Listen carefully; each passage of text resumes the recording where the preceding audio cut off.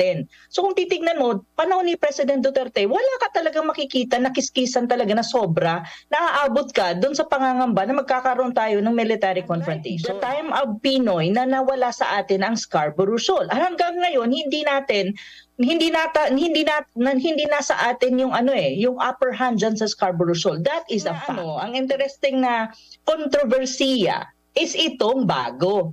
Kasi naglabas nga ang Chinese Embassy right now ng tinatawag mong transcript. At ang recording ng transcript na yon is January 3, 2024. So that is latest. Pero napangalanan yung si Gibo, napangalanan si General Anyo. Tapos wala ang DFA pero yung dalawang high-ranking official na yan, napangalanan dun sa transcript. However, the problem is, dinideny yan ngayon ni General Anyo, ng kanyang opisina, ni Secretary Sudoro ni Gibo, at saka ng DFA. At ang Ito nga mga kababayan, bago natin ituloy ang video na ito, kung bago ka lang sa aking YouTube channel baka pwede makahingi ng like at subscribe at click mo na rin ang notification bell para updated ka sa aking nilalabas na bagong video. Salamat po. Sabi nila may secret deal daw si Pangulong Digong. Ang nakakainis doon is yung tinatawag mong secret deal. Wala naman. Kasi ang doon, may agreement na yung fishing rights dyan sa Scarborough Shoal, nag-usap sila ni President Xi Jinping na sinasabi nga nila na, pahintulutan mong mag-fish yung ating mga kababayan na mangingisda dyan. So naayos naman yon. Tapos dapat magkaroon ng magandang usapan kung paano ang resupply mission para hindi magulo at ma-maintain mo yung peace and stability in the South China Sea. Kasi lahat naman talaga ng claimant states, including China, yun ang gusto na wag maging magulo ang South China Sea at wag magkaroon ng kiskisan na aabot tayo sa gera. So kaya yung inaano ni President Duterte, sige, ayusin natin. So kung titignan mo, panahon ni President Duterte, wala ka talagang makikita na kiskisan talaga na sobra, naaabot ka doon sa pangangamba na magkakaroon tayo ng military confrontation. However, you have also to emphasize that during the time of Duterte, walang nawala na ni isa sa mga kiniklaim natin dyan sa disputed South China Sea. Unlike the time of Pinoy na nawala sa atin ang Scarborough Shoal. Hanggang ngayon, hindi nasa atin yung upper hand dyan sa Scarborough Shoal. That is a fact. Okay. Now ngayon, masyado nilang hinahype na may secret deal para lang magkaroon ng propaganda against President Duterte. Ngunit nag-backfire ito. Kasi sinabi nga ni Digong na walang ganon. At naipaliwanag na rin yan. Nagpaliwanag ako dyan sa ilang beses at marami pang ibang nagpaliwanag dyan. Ngayon, ang problema, sinabi din ni BBM na, this is so horrible. Horrible. Na may deal daw si Nakakatakot daw, nakakatakot. Nakakatakot, ganito, ganyan. Ano nangyari? Anong sinabi niya? Ni-resend niya o ni-revoke niya lahat, whatever agreement daw mayroon ang previous administration with China. So resended na yon. So yung issue na yan, na tinatawag nilang secret deal, whatever deal that may be, is moot and academic na yon. It doesn't matter anymore kasi ang current president mo, ni-resend nga or ni-revoke niya. So, hindi na yan dapat pag-usapan. And I really don't know what's the point of congressional hearing on that. Kasi resended na yan. So, it doesn't matter anymore. Moot and academic na. Ngayon, ang interesting na kontrobersiya is itong bago. Kasi naglabas nga ang Chinese Embassy right now ng tinatawag mong transcript. At ang recording ng transcript na yon is January 3, 2024. So that is latest. 2024, kinonfirm ko to eh. Hindi 2023. Hindi, 2024. Kasi naalala ko, unang bahagi, January 2023 nang pumunta sila ng China. Ang PBBM. At saka may mga negotiation, 'di ba? May bilateral talks, may BCM yung tinatawag mo BCM, bilateral mechanism yan ng dalawang bansa nag-uusap para pag-usapan kung paano ayusin yung dispute dyan at paano you maintain the peace and stability of the South China Sea. So may mga pag-uusap-usap. Ang may negotiations na nangyayari. At ang basa ko dyan, kasi binasa ko ng mabuti yung transcript, kung babasahin nyo yung transcript, which is umiikot ngayon sa social media, negotiations na nangyayari. And it's just so happen, I think, that the Vice Admiral Carlos ng Westcom, siya yung parang negotiator ang dating or siya yung messenger. Yun ang dating kasi may mga negotiation kasi dun sa transcript may na-mention dun na colonel at senior colonel. Pag sinabi mo, that is on the side of China kasi. So, ibig sabihin, may mga back-channeling or may mga negotiation na nangyayari. Tapos, ang side natin, ang nakikipag-usap, ang Westcom. Kasi sa kanilang area yan, responsibility nila yan. So, ang pinag-uusapan dun siguro sa negotiation based dun sa transcript, kung iisipin mo at lalaliman mo yung analysis, is paano nila magagawa ang resupply mission sa Ayungin Shoal or tinatawag mong Second Thomas Shoal internationally na walang mangyayaring kiskisan at very successful.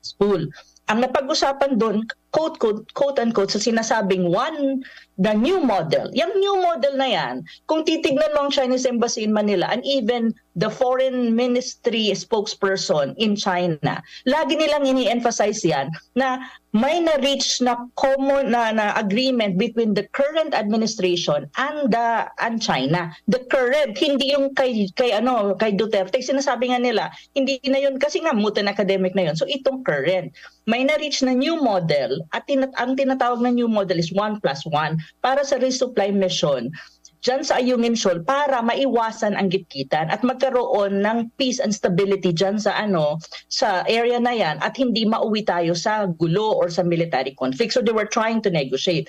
Based on the transcript, kung titignan mo ang mga sagot ni Vice Admiral Carlos, tinanong kasi siya, is this approved by your higher-ups? Ang sabi na yes. Pinangalanan niya doon, SND, the NSA, at saka may isang pangalan na nilagyan ng blanco. I'm not sure who is that.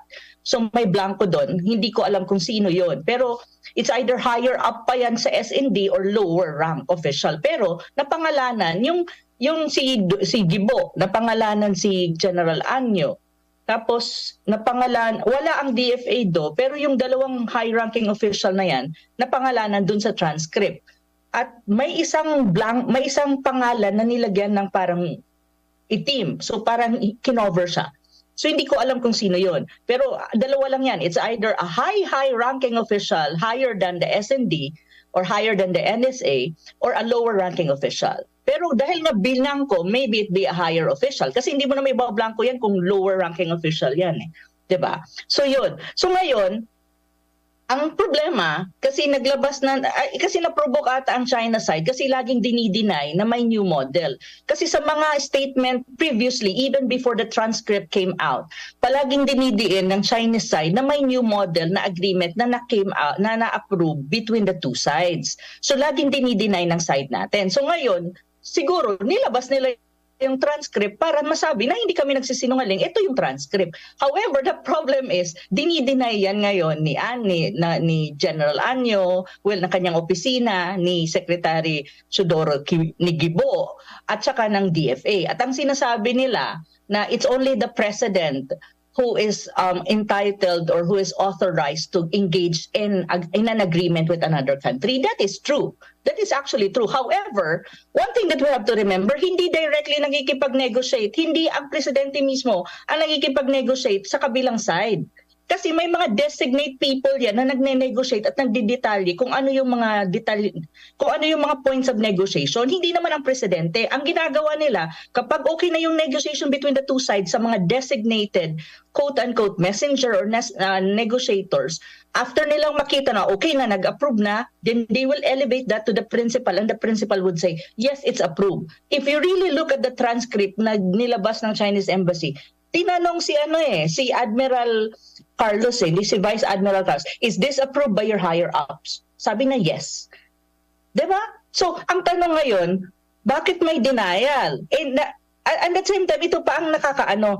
Kasi we are trying to make a sense out of all these things and we're trying to see the truth. Sino ba talagang nasasabi ng totoo? And one thing, right after lumabas itong issue na to, ano nangyari? Out of the blue, nag-file ng leave of absence si Vice Admiral Carlos. Tapos ngayon, may mga alleged na sinasabi na na-dismiss na siya sa trabaho. Hindi ko alam kung totoong na-dismiss. Ang alam ko, nag-leave of absence niya. But based on the commentary of June Abines kanina sa Facebook, parang sinasabi din niya na allegedly baka dismiss na sa kanyang trabaho. Nako po. So cannot be reached for any kind of comment. Siya yung may alam dito talaga kasi siya ang naging pag-usap. Tapos ngayon mayroon namang ang defense ni Gibo is wiretapping. Now if you accuse the Chinese side of wiretapping, it also means if you really think carefully, if you're a lawyer, you will also think that maybe that is really true na may transcript at may recording kasi you will not accuse them of anti-wiretapping kung walang nag-i-exist nga na recording. That's subliminally admitting it. So sabi ko, bakit wiretapping? Bakit may mga ganong, sabi ko, wiretapping? Question mark. And another thing is, Anyo saying that this is ridiculous, this is a lie, and blah, blah, blah. And Tarela was saying, this is a fabricated lie. Ang tanong, how would you counter the transcript? Now ngayon, ang tanong ko, paano kung ilabas ang audio? Yun yung tanong sino nga ba ang nagsasalita at sino nga ba ang nagsisinungaling? So ngayon ang tanong ko, sinasabi ko na matagal na nung bumabas pa yung kanilang propaganda against Duterte na may secret deal, blah blah blah. Sabi ko magba-backfire yan sa kanila. So it's now backfiring. Ngayon nasa panic mode sila. They're denying it, but they cannot give a counter proof to it. Ang sinasabi lang nila, it's a violation of the Vienna Convention na hindi daw may sinabi ang BFA na it's a violation of the Vienna Convention on Diplomatic Relations. Take note, and it's like an interference in the internal affairs of the country. First and foremost, this is a disputed issue, and even Ayungin Shoal is not even part of our territorial waters or territory. We don't have sovereignty. It's a disputed area. So how is it become an interference in the internal affairs of the country? Second, this is government-to-government negotiation or pag-uusap or communication. Usually, it's being recorded. May transcription yan, especially on critical issues. Kasi ano ang importansya ng transcription? Usually, you refer to the transcript for follow-ups or for guidance when you talk about policy or to have really the proof kasi yun ang ginagamit mo para magkaroon ka ng ano na ang next move kasi ito ngayon nangyari, so anong next move for both sides. Now ang tanong, what would be the concrete evidence coming from our side para hindi tayo nakakahiya sa international community? Kasi nakakahiya ito to